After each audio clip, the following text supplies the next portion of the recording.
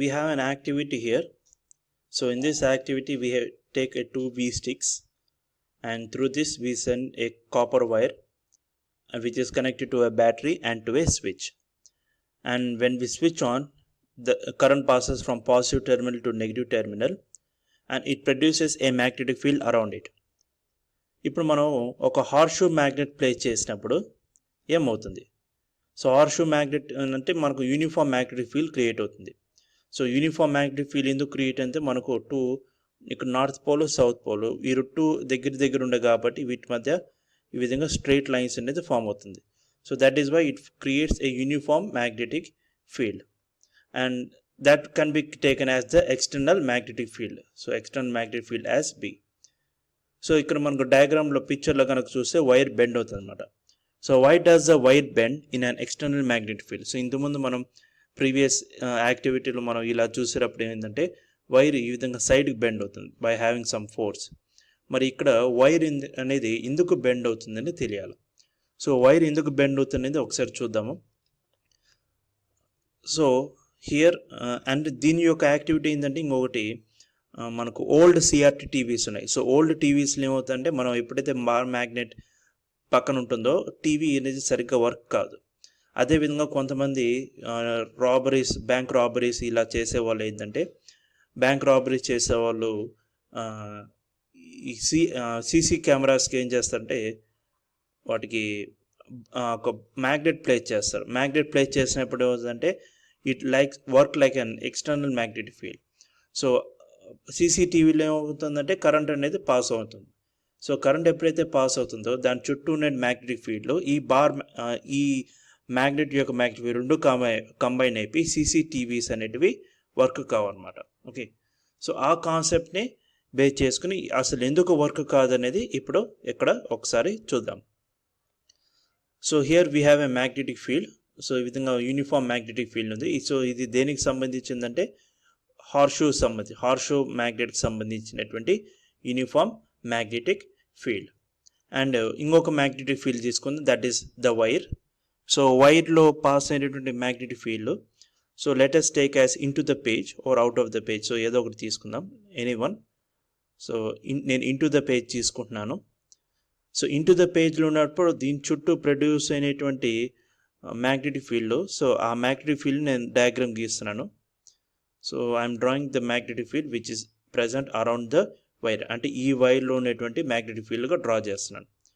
So in to the page కాబట్టి ఇది clock wise direction చూపిస్తుంది, clock wise direction magnetic field. So this is the direction of the magnetic field. Now ఈ రెండు ఎప్పుడైతే combine అవుతుందో, so when these two get combined,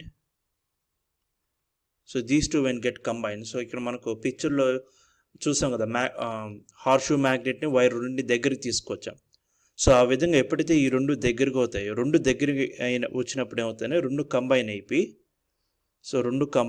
ఇది in to the page wire combine అయినప్పుడు దీని యొక్క resultant magnetic field అనేది ఎలా ఫామ్ అవుతుందంటే చూడండి, ఈ అప్పర్ సైడ్ ఉన్నటువంటి మ్యాగ్నెటిక్ లైన్స్, ఇక్కడ ఉన్నటువంటి మ్యాగ్నెటిక్ లైన్స్ రెండు సేమ్ డైరెక్షన్స్ కదా. సో రెండు సేమ్ డైరెక్షన్స్ కాబట్టి ఆ రెండు కంబైన్ అవుతాయి. సో కంబైన్ అయిపోయి వాటికి లైన్స్ అనేది ఇలా వస్తాయి. సో ఇలా లైన్స్ అన్ని దగ్గరికి వచ్చేస్తాయి అనమాట. So all the magnetic lines are combined together and they form very near to each other. Okay, అదే ఇక్కడికి చూడండి, ఇక్కడ ఉన్నటువంటి మ్యాగ్నెటిక్ ఫీల్డ్ నెక్స్ట్ ఈ వైర్లో ఉండేటువంటి మ్యాగ్నెటిక్ ఫీల్డ్ రెండు ఆపోజిట్ డైరెక్షన్లో ఉన్నాయి.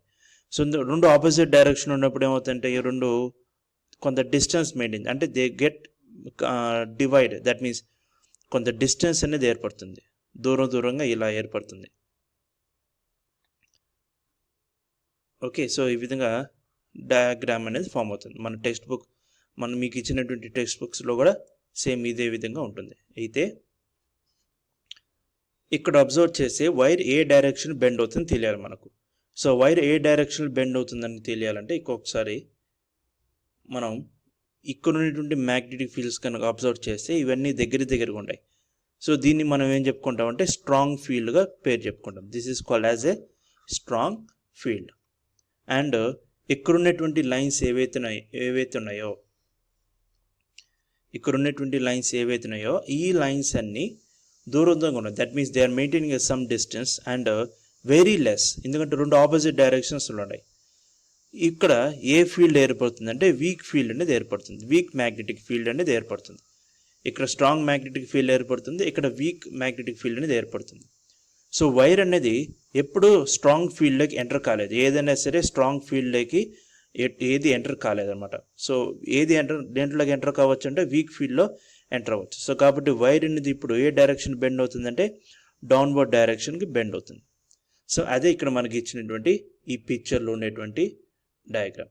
అదే పైన వీక్ ఫీల్డ్ ఉండి అప్వర్డ్స్ వీక్ ఫీల్డ్ ఉండి కింద స్ట్రాంగ్ ఫీల్డ్ ఉందనుకోండి, అప్పుడు వైర్ ఏ డైరెక్షన్ బెండ్ అవుతుందంటే అప్వర్డ్ డైరెక్షన్ బెండ్ అవుతుంది. సో ఇది అప్వర్డ్ డైరెక్షన్కి ఎప్పుడు బెండ్ అవుతుందంటే మన current direction change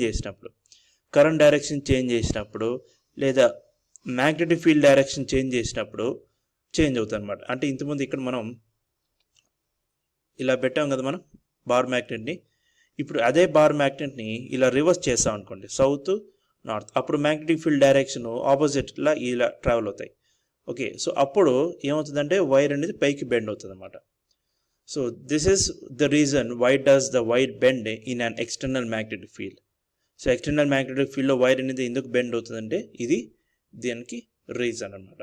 okay, so ఇది ఓల్డ్ సిఆర్ టీవీస్లోనూ లేదా సీసీ కెమెరాస్ దగ్గర మనం ఒక బార్ మ్యాగ్నెట్ ప్లేస్ చేసినప్పుడు అవి వర్క్ కాకుండా పోవడం కారణం ఏంటంటే due to the appearance of strong field and weak field. Now let us see the working model of electric motor. So electric motor ఎలా వర్క్ అవుతుంది చూద్దాం. So this is very important question for your examination as it may ask as a 4 marks question or 8 marks question. So electric motor ఎలా work అవుతుందని చూద్దాం. So electric మోటార్లో first మీరు గుర్తుపెట్టుకోవాల్సింది ఏంటంటే principle. So this works under the principle of right hand rule. So ఇది ఏ principle పైన వర్క్ అవుతుందంటే రైట్ హ్యాండ్ రూల్ పైన బేస్ చేసి ఉంటుంది అనమాట. అదే 4 ఫింగర్ మనం చెప్పుకున్నాం కదా. So that is 4 finger, the middle finger, the thumb and it represents only for the positive direction అని చెప్పి రిప్రజెంట్ చేస్తాం కదా. సో ఇక్కడ పాజిటివ్ డైరెక్షన్ అన్నాం. ఒకవేళ పాజిటివ్ ఛార్జ్ అన్న నెగిటివ్ ఛార్జ్ అన్నప్పుడు ఏంటంటే ఆపోజిట్. ఫర్ ఎగ్జాంపుల్ ఇదే నెగిటివ్ ఛార్జ్గా తీసుకున్నారు అనుకోండి, ఇదే ఈ డైరెక్షన్లో ట్రావెల్ అవుతుంది. అప్పుడు దీనికి డైరెక్షన్ ఎలా కనుక్కుంటారంటే ఫర్ ఎగ్జాంపుల్ దీనిని పాజిటివ్గా ఊహించుకోండి.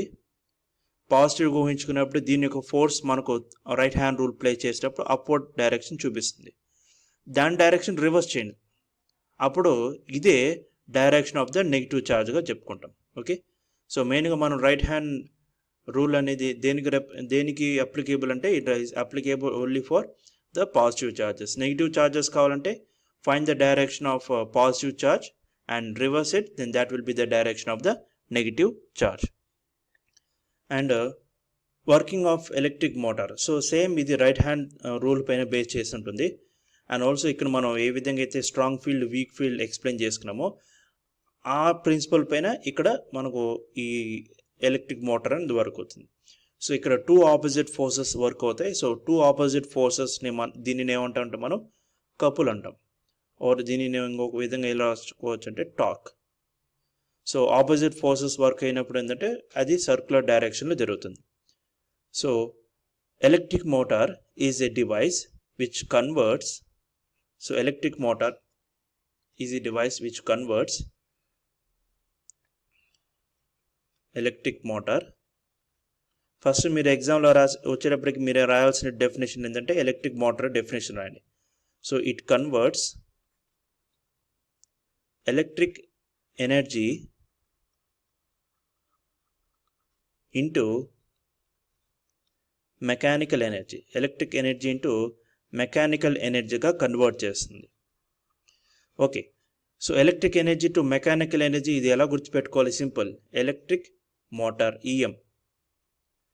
Okay, electric to mechanical. జనరేటర్కి వచ్చేసరికి అక్కడ రివర్స్ అనమాట. రివర్స్కి వచ్చే అంటే రివర్స్ ఏమవుతుందంటే mechanical to electrical. So generator concept వచ్చేటప్పుడు అక్కడ మళ్ళీ ఎక్స్ప్లెయిన్ చేస్తాను. So electric motor, so E for electric, M for motor, and it converts electric energy to m, that is mechanical energy. ఇది గుర్తుపెట్టుకోండి డెఫినేషన్. నెక్స్ట్ డెఫినేషన్ అయిపోయిన తర్వాత principle రాయండి. So principle ఏంటంటే it works under which law, ఏ law పైన base ఉంది, ఏ ప్రిన్సిపల్ పైన వర్క్ అవుతుందంటే it works under the right hand rule పైన వర్క్ అవుతుంది అని చెప్పి రాస్తారు. ఓకే, బాగుంది. ఫస్ట్ పాయింట్ అయిపోయింది which is the definition. Second point అయిపోయింది which is the principle. Third ఏంటంటే కన్స్ట్రక్షన్. సో కన్స్ట్రక్షన్ అంటే వీటికి పార్ట్స్ ఏమేమి ఉన్నాయి. సో వీటిలో మనకు స్ప్లిట్ రింగ్స్ ఉన్నాయి which are called as communicators, carbon brushes and మనకు స్లిప్ రింగ్స్ అంటే that is C1 C2 slip rings, carbon brushes B1 B2 and a rectangular armature ABC which is the rectangular armature. We have a uniform magnetic field north and south pole facing to each other and a power source which is connected to the power source. So ఇది కన్స్ట్రక్షన్లో ఉన్నటువంటి points.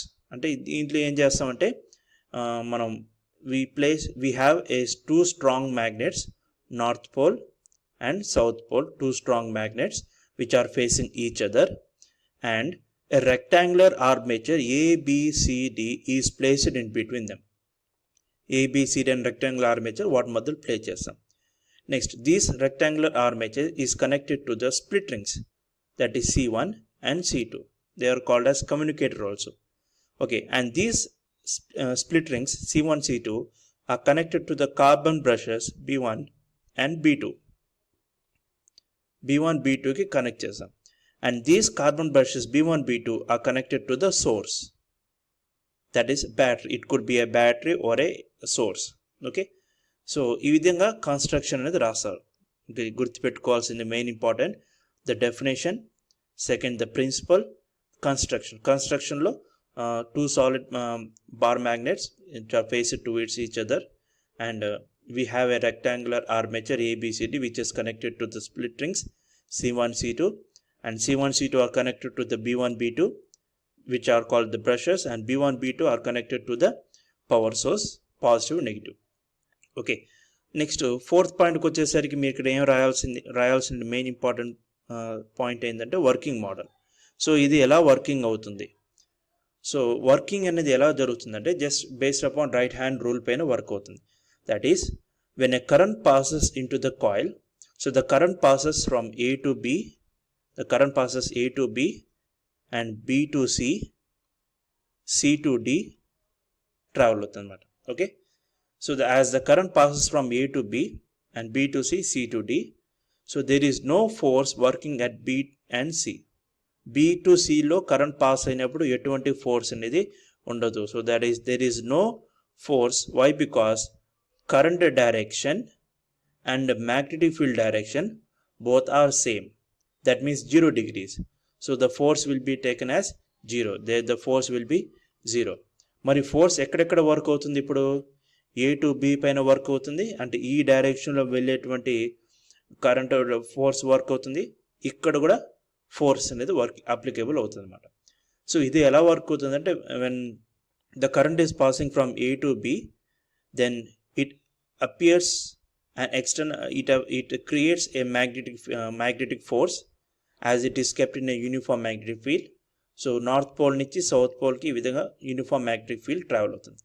So మీరేం చేస్తారంటే మీ యొక్క middle ఫింగర్ని ఈ డైరెక్షన్లో represent చేయండి, north to south represent చేయండి, అండ్ మీ యొక్క 4 ఫింగర్ని A to B ప్లేస్ చేయండి.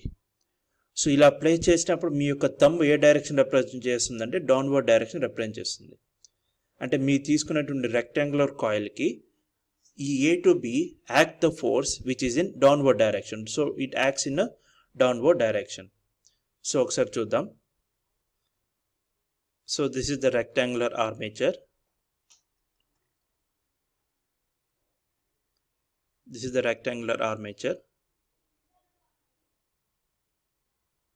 Okay, so this is taken as A and B, C and D. So ila current travel avutundi. So here no force, that is force is equals to 0.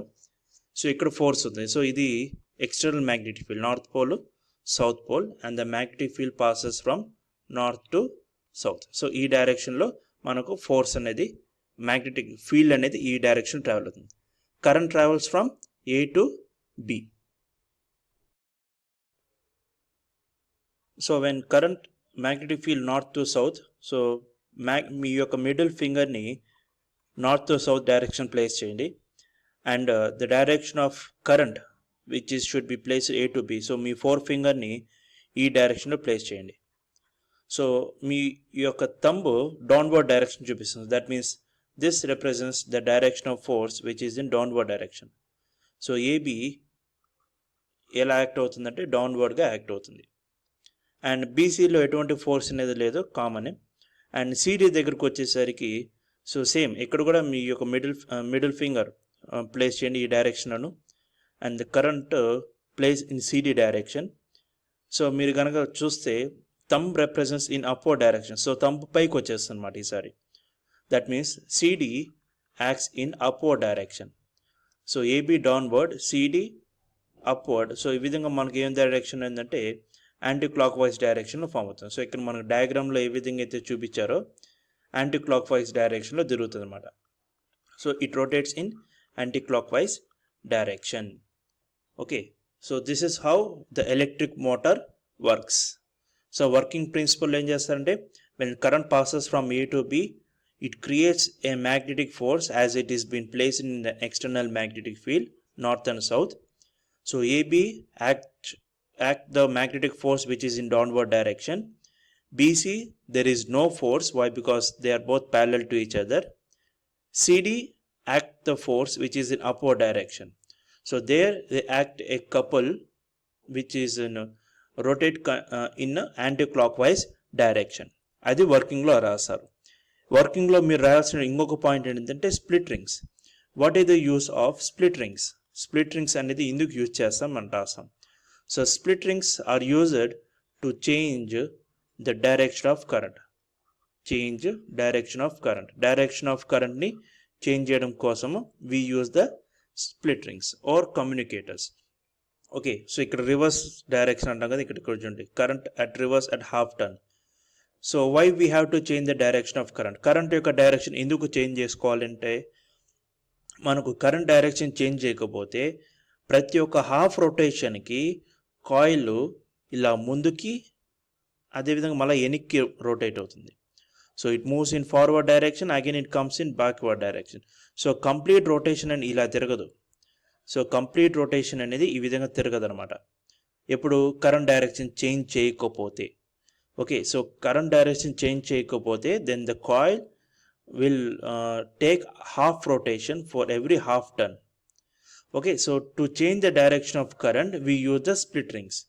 Now when we use the split rings, the direction of current is changed. Now the coil rotates continuously. So now the coil rotates continuously. ఇది very important point, మీరు ఎగ్జామ్లో రాయాల్సినటువంటి point. And ఎగ్జామ్లో రాసేటప్పుడు దీన్ని underline కూడా చేయండి. So split rings are used to change the direction of current. As when the direction of current changes, the coil rotate continuously. If split rings are absent, exam లో 1 mark question లేదా 2 marks question అడుగుతారు. Electric మోటార్లో split rings లేకపోతే ఏమవుతుంది? Okay, so split rings absence అయితే లేకపోతే ఏమవుతుంది? So current direction change అవ్వదు. Current direction change అవ్వదు కాబట్టి coil cannot rotate continuously. Now to rotate the coil continuously, you have to use the split rings to change the direction of the current. ఇది కంప్లీట్లా electric motor యొక్క working model. Okay, so working మోడల్లో మీరు first మనం electric motor యొక్క definition రాస్తాం. It converts electric energy to mechanical energy. Principle, it works with right hand rule. ఆ right hand rule statement రాయండి. Construction, so we have a 2 north and south pole direction facing towards each other. A rectangular coil ABCD is placed in between the bar magnets north and south pole, and this rectangular coil is connected to C1 C2 split rings, and these split rings are connected to carbon brushes B1 B2, and B1 B2 are connected to the power source. Adi construction. Working వచ్చేసరికి when a current is passing into the rectangle armature, it passes from A to B, B to C and C to D. So when the current passes from A to B, as it is placed in an external magnetic field, a force is generated and it acts in downward direction. కిందకి act అవుతుంది. So in BC as magnetic field and current are both in same direction, the force is 0. C to D, so the current passes in downward direction CD and the force is acting in upward direction. Okay, so as AB act downward and CD acts upward, so they act as a couple and makes the coil to rotate in anti-clockwise direction. అంటే మనం ఏ current ఎలా పంపిస్తాం అలా it rotates in anticlockwise direction, లేదా it rotates అని రాసినా సరిపోతుంది. And మీరు స్ప్లిట్ రింగ్స్ గురించి రాయాలి. So split rings are used to change the direction of current and it makes the coil to rotate continuously. If split rings are absent, the current direction cannot be changed, then the coil will not rotate continuously. So for every half rotation it moves forward and backward. To make a continuous rotation, we have to use the split rings so that it can change the direction of current and it can rotate continuously. Okay, so ఇది మీరు ఎగ్జామ్లో electric మోటార్కి సంబంధించి రాయాల్సినటువంటి matter. And diagram as usual మీరు diagram బాగా practice చేయండి. So this is how the electric motor works.